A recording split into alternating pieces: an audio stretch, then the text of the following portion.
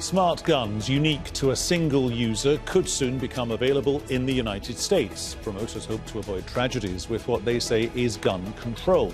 But the implications don't chime with the wishes of the powerful pro-gun lobbies. So could this lead to the government having the power to regulate the gun market? This is Inside Story.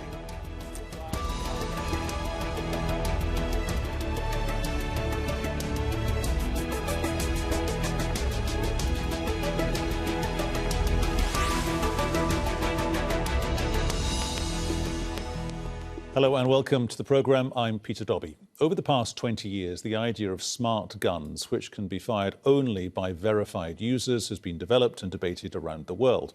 But there haven't been reliable results until now. Some American gun makers have started testing personalised smart guns. They say they could be soon available for consumers in the United States. Supporters say the guns could reduce suicides, render lost or stolen guns useless, and protect security personnel. But attempts to develop smart guns in the past have failed. One made by a German company was easily hacked, and in the US, those who want the right to bear arms oppose the new technology. Some critics said smart guns were too risky for people trying to protect their home during a crisis. The National Shooting Sports Foundation in the US says it doesn't oppose smart guns as long as the government doesn't enforce their sale. In most developed countries, government control of guns is strict and widely accepted. But in the United States, it is, of course, a controversial political issue. Gun control is a broad term mainly used to refer to restrictions on what kind of weapons can be sold, who can possess or sell them, and where and how they can be stored or carried. Proponents of gun control in the US say that limiting access to arms would save lives and reduce crime. Opponents argue the opposite, saying it would prevent law-abiding citizens from defending themselves against armed criminals. The US has by far the highest rates of homicides by firearms among the developed countries. In a small arms survey back in 2018, a Swiss-based research project found that there were 120.5 firearms in the US for every 100 residents. In 2019, there were 14,400 gun-related homicides. Killings involving a gun accounted for nearly three-quarters of all homicides in the US in that year. Figures from the Centers for Disease Control and Prevention show there were more than 38,300 deaths from guns in 2019, of which more than 23,900 were suicides. And attacks have become deadlier than anywhere else. In Las Vegas in 2017, a man fired more than 1,000 bullets from his hotel window on a crowd at a music festival. He killed 60 people in the worst mass shooting in recent US history.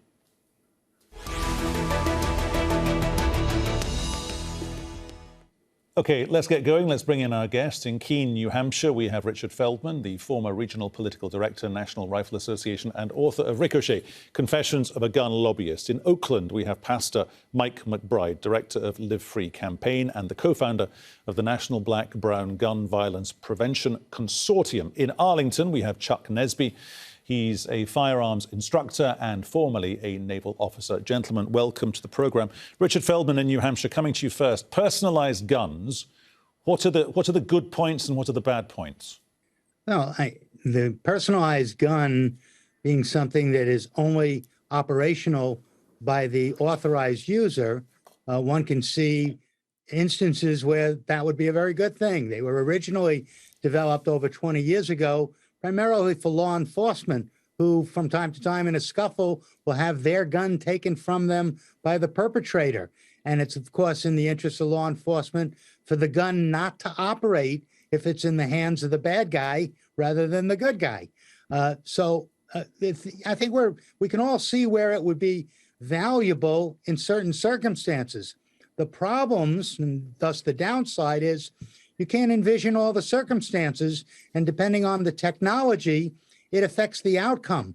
There was some where it operated off of fingerprints. Well, if you're in a fight and you get your hands in the dirt, the gun wouldn't operate because it can't read your fingerprints. If it works off a battery, what if the battery goes dead in the middle of your scuffle and your gun doesn't operate? So at the end of the day, it's probably the market that's going to determine, is it a valuable tool Is it worth the tool? There are always costs, benefits, and detriments to everything. And our system usually works things out on a monetary basis. Is it going to be worth the price? And how do the equities balance in the use of the gun? Chuck Nasby in Arlington. So the technology is not infallible. If we are getting to the point where the technology is A-OK, absolutely trustworthy, will gun owners be prepared, in your mind, to stump up the extra cash? Because these weapons are more expensive than the traditional, still quite simple, 100 years after it went into common usage, still quite simple technology that represents a basic handgun. Well, first, I agree with everything that your previous speaker just said. Second, the technology is still a long way from being reliable. The guns are going to be very expensive. It's an old technology, about 40 years old. The military has not decided to buy the guns because of reliability and the expense. The law enforcement community, the same reasons, has rejected the gun. And why would the civilian market buy a gun that's extremely expensive and questionable reliability? If the domestic police won't use it, why should the civilian community use it? OK, Pastor Mike McBride in Oakland. 90% of teenage suicides in America, the people that kill themselves use a gun. It's a gun that they've got from a relative. It's very easy in America, with 300 million guns in circulation, to go into grandpa's arsenal and get your weapon of choice and end your own life. Would they be a good thing if we just talk about suicide? If we were having a conversation now about suicide, not about gun control, would we be saying this is a great idea? Absolutely. I do believe we should shift the conversation beyond just conversation around the market or reliability. But we should see smart guns or personalized firearms as a solution to the kinds of accidental shootings, the kinds of shootings involving suicides. It's about ensuring that we have a viable alternative for families and individuals who would like to have a firearm legally, but also ensure that that firearm does not fall into the hands of curious children or underage minors who often are involved in accidental shootings, suicides, or even interpersonal conflicts. And so part of our conversation must expand to, I believe, a public health conversation, not just one that depends on what the military does or what law enforcement personnel may do. The vast majority of gun owners in this country are civilians that need to have public health viable solutions that provide both security and safety at the same time.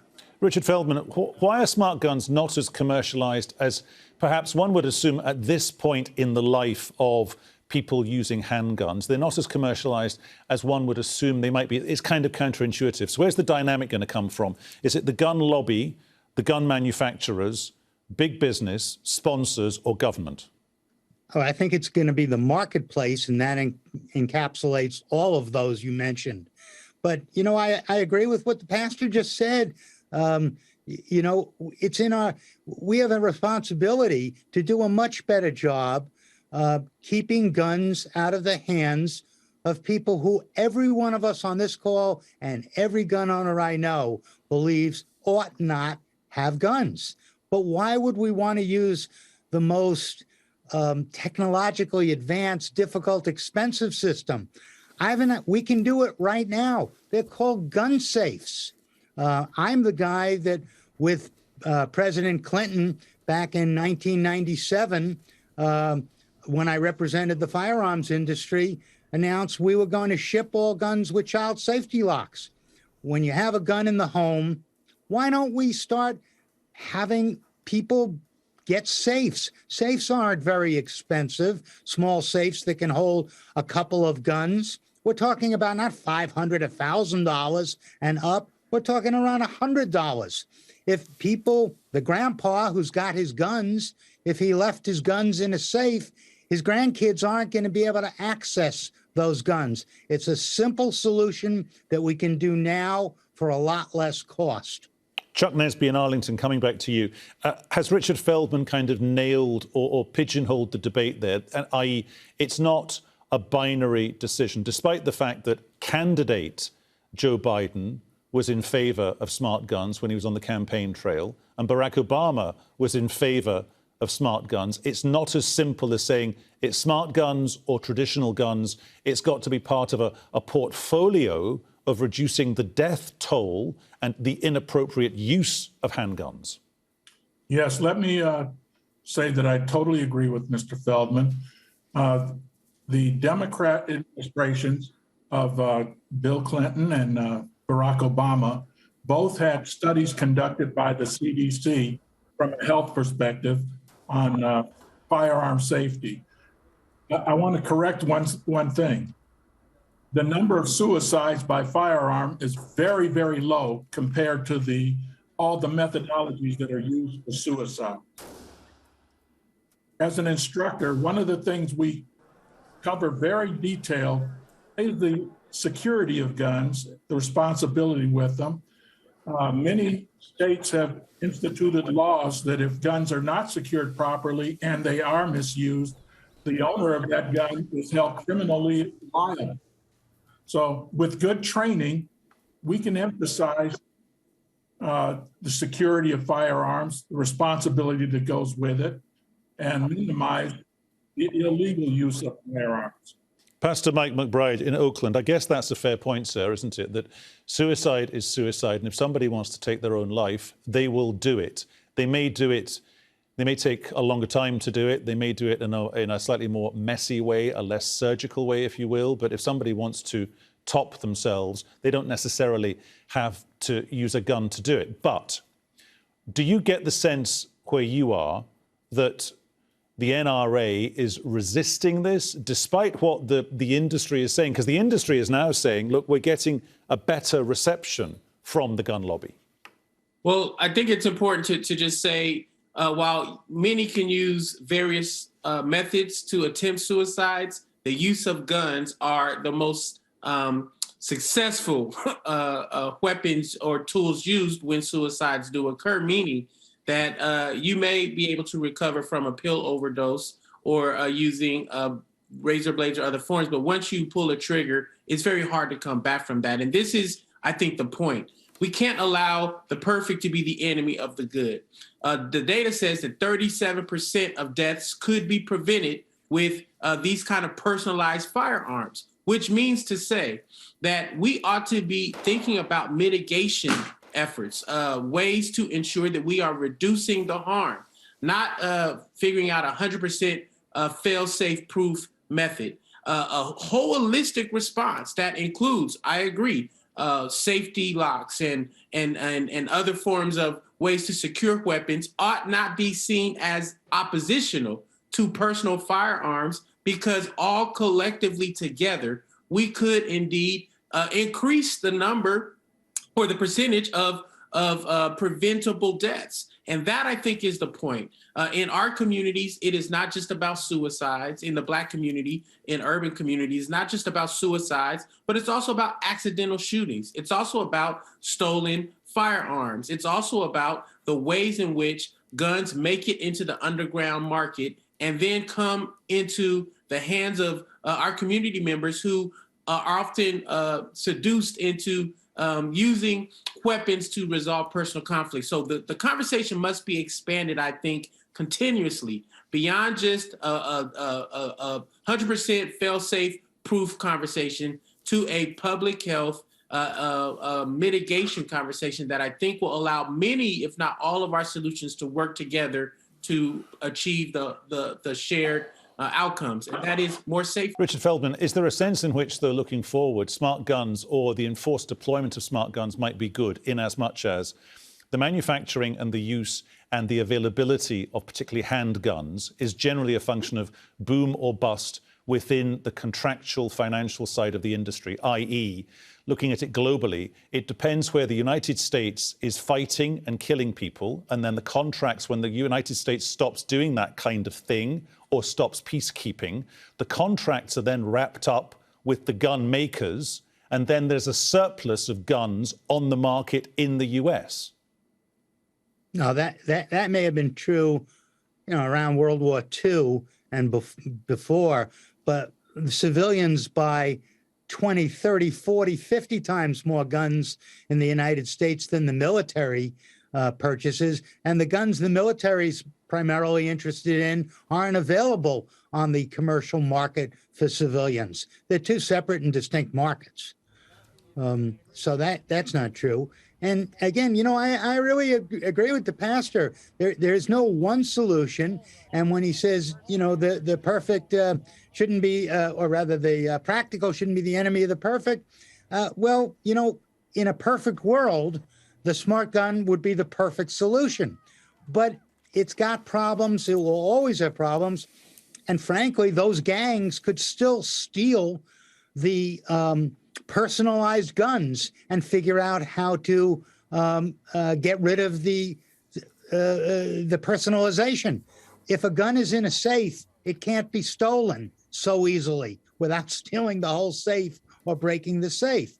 Sometimes we look for the most incredible solutions when a simple solution will suffice quite well at a much lower cost without all the inconvenience and the debate.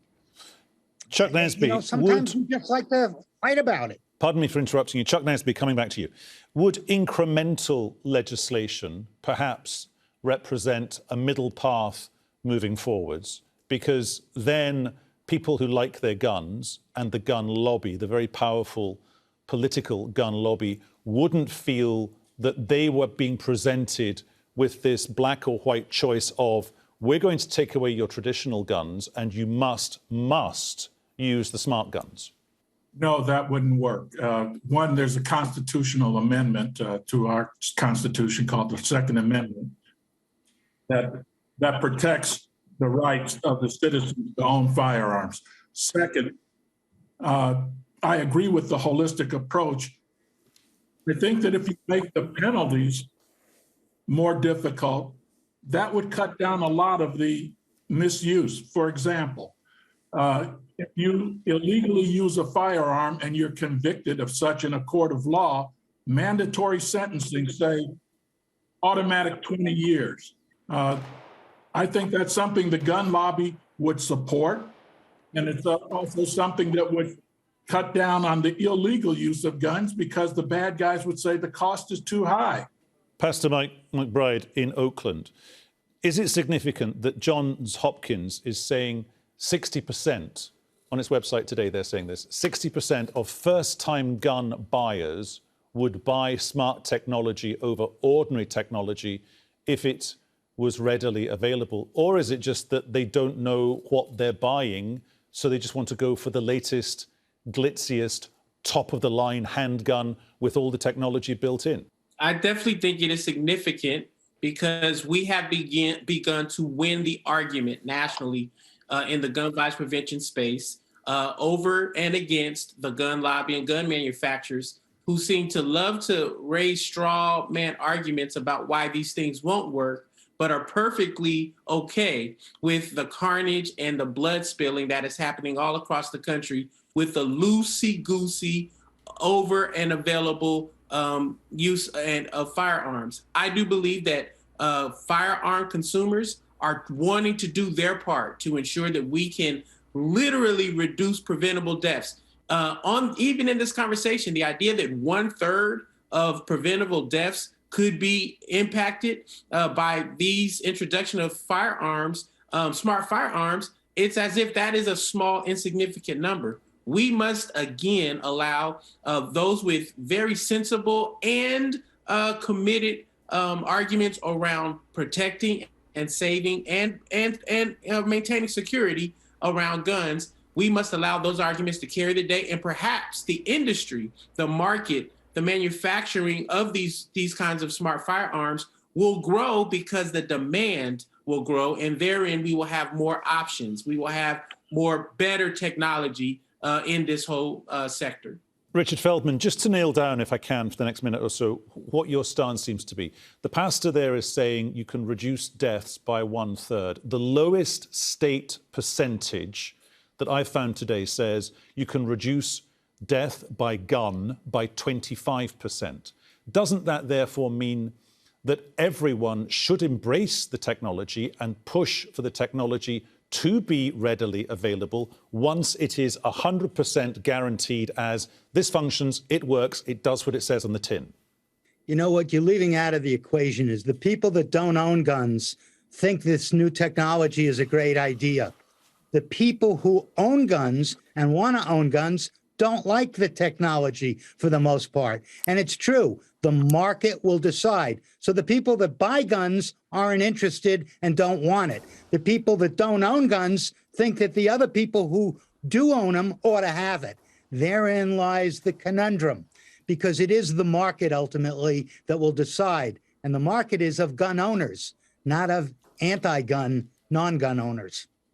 And Chuck Nesby in Arlington, going back to this idea of pro and anti-gun lobbies, does the United States have to disassemble this kind of apolitical metric where you've got this simplistic assumption, Republicans like their guns, for them it's an issue of free will, Democrats think that everyone's guns should be controlled in a different way, in a harder way, in a tougher way, or even taken away from them?